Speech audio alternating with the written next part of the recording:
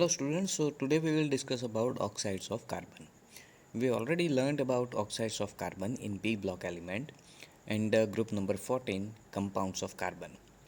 So as we already know, we have two different type of oxides of carbon, carbon monoxide and carbon dioxide. So first let's discuss about carbon monoxide. So molecular formula is CO, we have one carbon, one oxygen, and it is one of the most serious pollutant because it is poisonous for living organism. That means if we inhale the carbon monoxide, then it can combine with hemoglobin, which usually carries oxygen to the different parts of the body. And if instead of oxygen carbon monoxide combines with hemoglobin, then it makes it useless. That means body cannot use hemoglobin to deliver oxygen to different parts because carbon monoxide is permanently attached with hemoglobin. It is called carboxyhemoglobin compound and it is very strong. Carbonyl compounds are strongest ligands. If we talk about the complex compound, then in complex compound we have mainly two different parts. One central metal atom or ion and second electron donating molecule ion or atoms. So these electron donating molecule ion or atoms are called ligands. So carbon monoxide is strongest ligands of all the other ligands, and with hemoglobin it forms this type of complex compound. So that means it has strongest bond.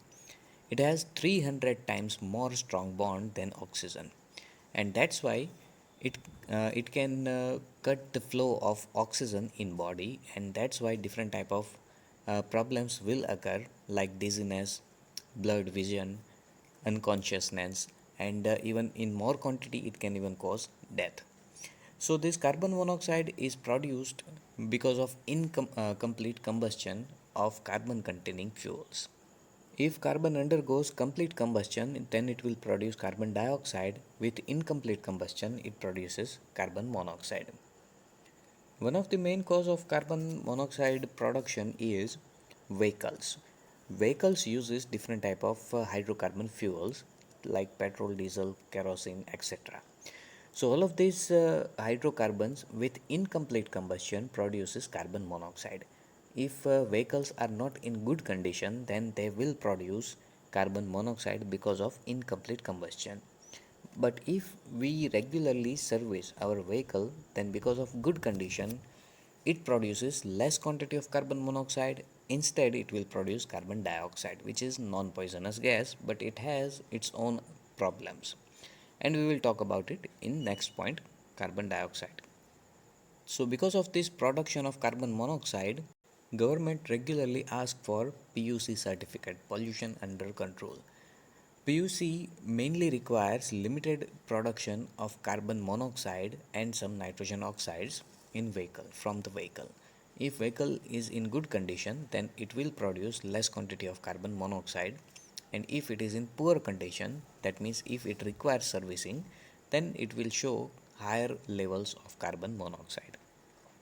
Next compound or oxide of carbon is carbon dioxide.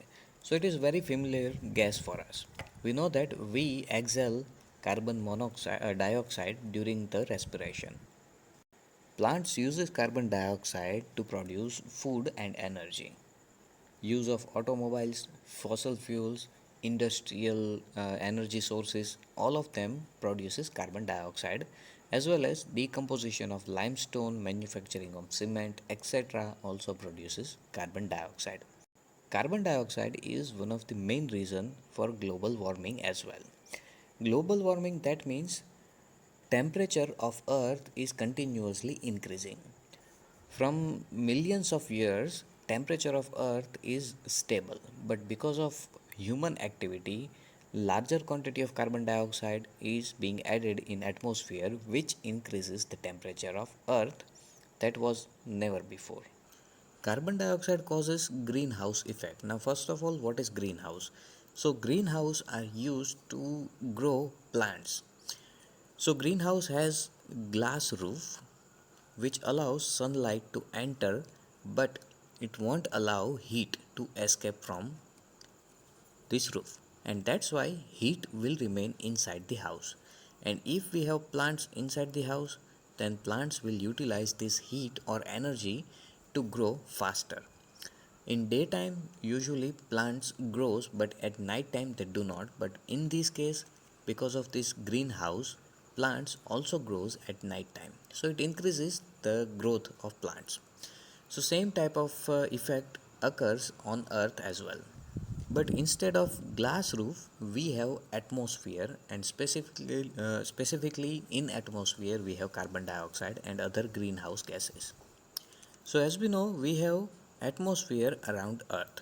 So this atmosphere allows sun rays to come inside, and it will collide with surface of Earth. Now some of the energy will be absorbed by Earth, and some of the energy will reflect and it will go back into the space. But if we have global greenhouse gases like carbon dioxide, then carbon dioxide absorbs this energy. That means this energy won't be released into space, but instead it will keep inside our atmosphere by these type of gases. Gases will absorb the energy, and that's why their temperatures increases. So higher the quantity of these type of gases, more temperature raises, and that's why global warming occurs. Because of global warming, main problems are ice present on the polar regions of Earth will melt, which increases the sea level, and that's why areas near the sea level will be submerged.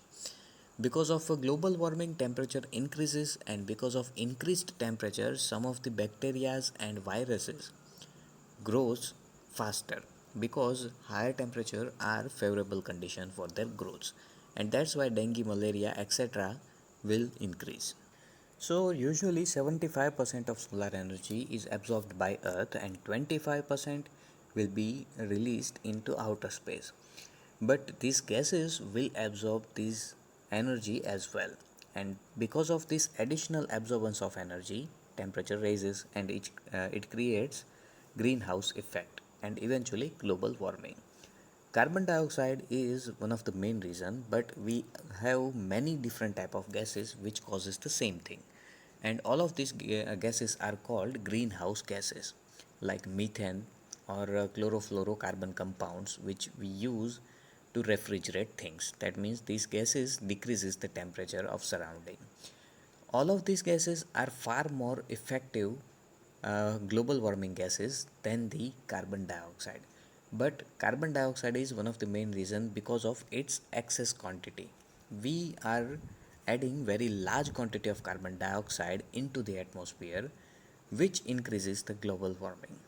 So that means although carbon dioxide is comparatively less effective greenhouse gas, but still because of very high quantity of carbon dioxide it compensates its weakness, and that's why it is one of the main reason.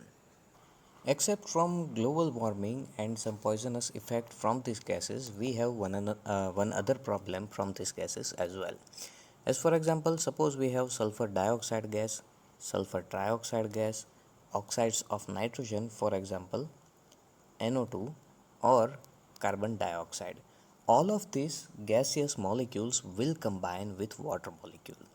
With water molecule, sulfur dioxide will provide H2SO3, sulfurous acid. Sulfur trioxide will provide H2SO4, that means sulfuric acid. NO2 provides HNO3, that means nitric acid, and carbon dioxide with water produces H2CO3, that means carbonic acid. And more commonly we know this carbonic acid as soda water. When we dissolve carbon dioxide gas into the water, it creates soda water. And in atmosphere it does the same thing. With water vapors or moisture, carbon dioxide gases and all of these other gases will combine, and they produces respective acids. So that means acidic character of water will increase, which is present in atmosphere. Eventually these water molecules will condensate, and then it will drop down to the earth in form of raindrops. And these raindrops, because of this acidic character, is known as acid rain. And because of this acid rain, it damages the living and non-living parts of environment. That means plants, animals, humans, etc., or buildings, fabrics, soils, all of these will be damaged because of this acid rain. Usually water of rain has nearly 5.6 pH, and because of presence of these acidic parts its pH drop down, which is known as acid rain. One illustration of this effect is mentioned here. As we can see, because of vehicle and industries, sulfur dioxide and nitrogen dioxide emission occurs, and it combines with water vapors present in cloud, which eventually leads to acid formation in atmosphere or cloud, which will fall down on earth, which creates dry fallout, damage the vegetation.